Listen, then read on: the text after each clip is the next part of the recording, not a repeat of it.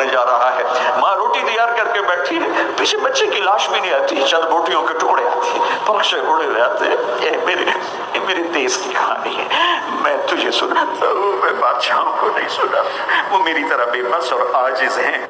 मैं तुझे सुनाता हूँ, तू आजिज नहीं है, तू कातिल है, तू शहंशाह है, बहुत बड़ा है, बहुत बड़ा है। आजा आजा, तुझे तेरी इज्जतों का वास्ता, तू आजा मेरे मालिक, हम थक गए, हम जैसे बच्चा रोते रोते अम्मा से कहता, अम्मा अब तो मैं रो रो के थक गया हूँ, अब तो मेरी बात मान जाओ। मेरे मालिक अब मैं रो रो थक गए, आजा मेरे मालिक, मान ले हमारी मेरे देश को पुरअमन कर दे, पुरअमन कर दे, पुरअमन कर दे।